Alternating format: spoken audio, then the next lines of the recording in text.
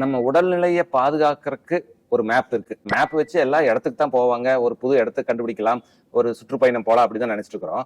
But நம்ம உடம்பை பாதுகாப்பதற்கும் ஒரு மேப் இருக்குது. அப்ப அந்த மேப் அப்படின்னா என்னன்னு பார்க்கலாம். இந்த மேப் வந்து எம் ஃபார் மெக்னீசியம்.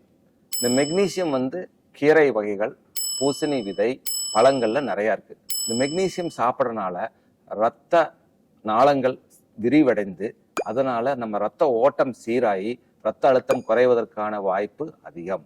அடுத்தது ஏ ஃபார் அப்டாமினல் பிரீத்திங், வயிற்று சுவாசம். நார்மலா நம்ம நெஞ்சு பகுதியை பயன்படுத்தி தான் சுவாசிக்கிறோம். இடையில நிமிஷத்துக்கு 12 தடவை நெஞ்சு பகுதியை உபயோகித்து சுவாசிக்கிறோம்னு வைங்க. இடையில ஒரு 3 இல்ல 4 முறை வயிற்று பகுதியை உபயோகித்து சுவாசம் விட்டோம்னா, அப்டாமினல் பிரீத்திங் செஞ்சோம்னா, அதனால நம்ம உடலே தளர்வடைந்து ரத்த நாளங்கள் தளர்வடைந்து அதனாலையும் ரத்த அழுத்தம் குறைவதற்கான வாய்ப்பு அதிகம். அடுத்தது பி ஃபார் ப்ரொலாங்டு ஃபாஸ்டிங் அல்லது இடைவிடாத உண்ணாவிரதம்.